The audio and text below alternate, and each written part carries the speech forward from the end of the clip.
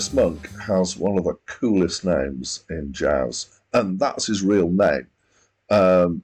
So he was a jazz pianist from originally from North Carolina, but he seemed to spend most of his career in New York, as far as I can tell.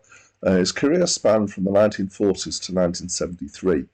He spent quite a while being unappreciated because he has a very odd style of playing the piano. For example, a little nugget that I enjoyed. In 1948, he was showcased to play a week at the Village Vanguard. Now, I'm picking up while doing these reviews that the Village Vanguard was a very prominent jazz venue in New York in the 50s and 60s, potentially as well, I think. So he did this, he was billed for this showcase for a week at the Village Vanguard, and nobody turned up at all, apparently. So he was recognised and hailed as a genius. He is one of the few jazz musicians to have made it to the cover of Time magazine, and he's had a decent number of recordings. Hi, my name's Dan, and this is an album by Thelonious Monk and two other people, hence why it's called Thelonious Monk Trio. The other two people are a drummer and a bassist. The drums, so some of the tracks, the drums are played by Art Blakey, who I've definitely heard of, and for some of the other tracks is Max Roach, who I have heard of, but not quite as strongly as Art Blakey. So I was going to tell you about the confusion over this album. So Acclaimed Music, which is the list that I'm working from, has this listed as being 1953. Now, as far as I could find, there isn't an album that was released in 1953 called Thelonious Monk Trio.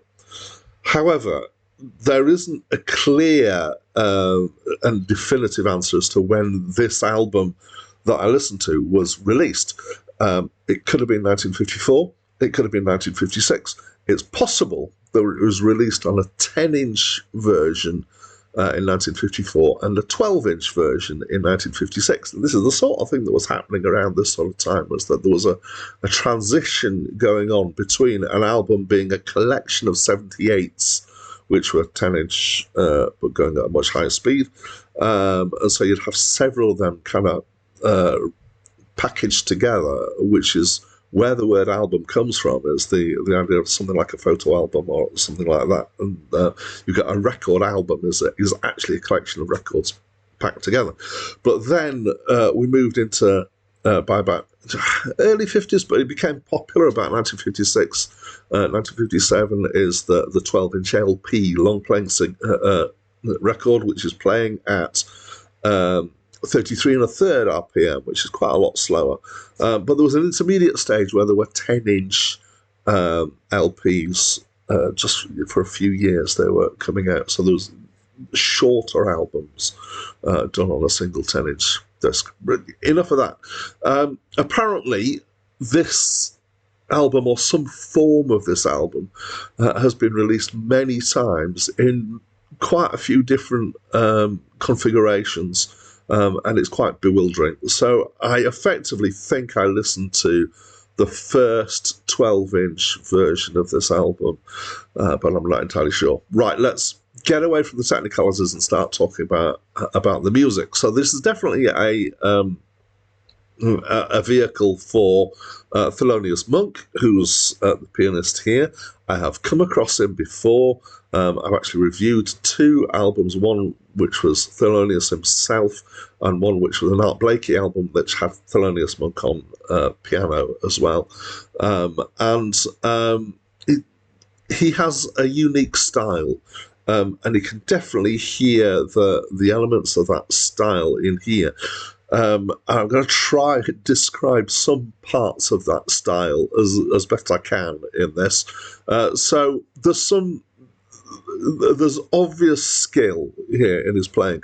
He has what I describe as virtuoso trills. He's got, at times, quite a deft and delicate touch to what he's doing, but that's mixed in with stuff that sounds is the other end of the spectrum from delicate. It sounds ham-fisted.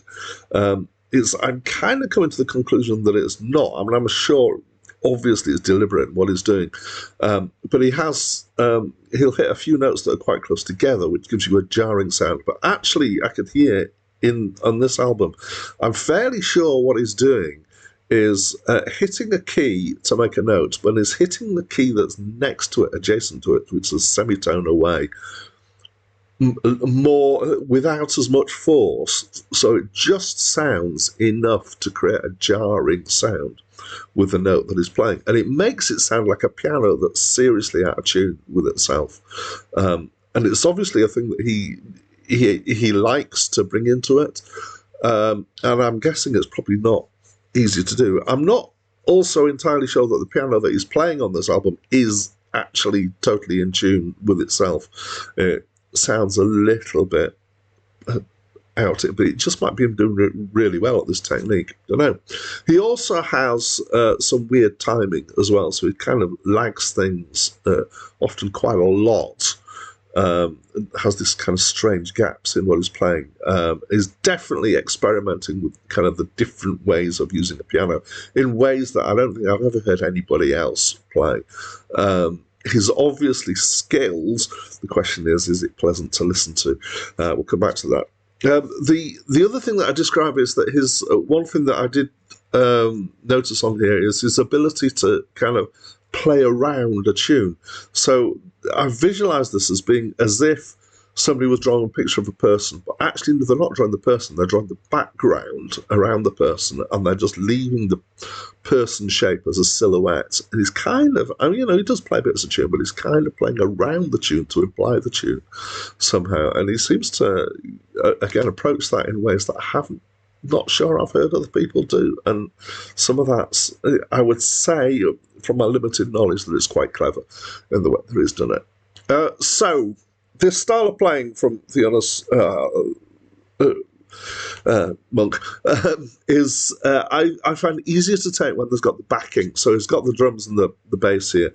And that underpinning of the rhythm makes it easier to kind of see how it's pulling out the shape. There is one track on here which is just solo, but actually in the context of the others, I think he doesn't pull it about quite as much as he does with some of the others. I did say that I'd reviewed Thelonious, let's get his name right, himself, which is just solo piano, and that I found very difficult to listen to. This was a while back. But I say in context with a band, I found it easier to listen to. There were some tunes that I knew here. There's Blue Monk, which I found surprisingly feeling like, yeah, I've heard that quite a few times. And I'm wondering whose version it is that I know particularly well. These Foolish Things, I've definitely heard as a tune. There are some other tunes that I kind of thought, maybe I know that.